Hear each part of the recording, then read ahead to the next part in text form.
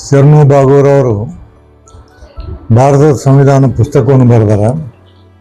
ಈ ಪುಸ್ತಕವನ್ನು ನಾವು ಭಾಳ ಹೆಮ್ಮೆ ಮತ್ತು ಗೌರವದಿಂದ ಸ್ವೀಕರಿಸ್ತೀನಿ. ಸಂವಿಧಾನ ಇವತ್ತು ನಮ್ಮ ಅವಿಭಾಜ್ಯ ಅಂಗ ನಮ್ಮ ಜೀವನದ. ಬಟ್ ಭಾಳ ಮಂದಿಗೆ ಸಂವಿಧಾನವನ್ನು ಇವತ್ತು ಪರಿಪಾಲಿಸಿ ಅದನ್ನು ದೇಶದಲ್ಲಿ ನಾವು ಭಾಳ ಪ್ರಚಲಿತವಾದಂಥ ರೀತಿಯಲ್ಲಿ ನಡೆಸಬೇಕನ್ನುವಂಥ ಇಚ್ಛಾಶಕ್ತಿ ಇದ್ದರೂ ಸಂಪನ್ಮೂಲ ಕೊರತೆ ಮುಖಾಂತರ ಆಗಂಗಿಲ್ಲ.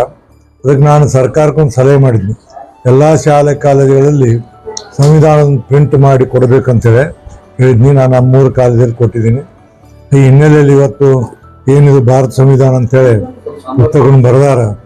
ಈ ಜಗತ್ತಿಗೆ ಅಥವಾ ನಮ್ಮ ದೇಶಕ್ಕೆ ಸಂವಿಧಾನ ಶಿಲ್ಪಿಯಾದಂಥ ಡಾಕ್ಟರ್ ಬಾಬಾ ಸಾಹೇಬ್ ಅಂಬೇಡ್ಕರ್ ಅವರು ಸಂವಿಧಾನವನ್ನು ಬರೆದಿದ್ದರೆ ನಮ್ಮ ದೇಶ ಎಲ್ಲಿರ್ತಿತ್ತೋ ಗೊತ್ತಿಲ್ಲ. ಆ ಬರೆದ ಪುಣ್ಯಾತ್ಮ ಅವನವತ್ತು ನಾವೆಲ್ಲ ಅವನನ್ನು ಫಾಲೋ ಮಾಡ್ಕೊಂಡ್ವಿ. ಆ ಹಿನ್ನೆಲೆಯಲ್ಲಿ ಇವತ್ತು ಬಾಗೂರವರು ಈ ಸಂವಿಧಾನ ಪುಸ್ತಕವನ್ನು ಬರೆದಿದ್ದಕ್ಕೆ ಭಾಳ ಹೆಮ್ಮೆ ಮತ್ತು ಅಭಿಮಾನ ಅನಿಸ್ತಿದೆ. ದೇವರವರಿಗೆ ಒಳ್ಳೇದು ಮಾಡಲಿ ಅಂತೇಳಿ ಶಿವವನ್ನು ಹಾರೈಸ್ತೀನಿ.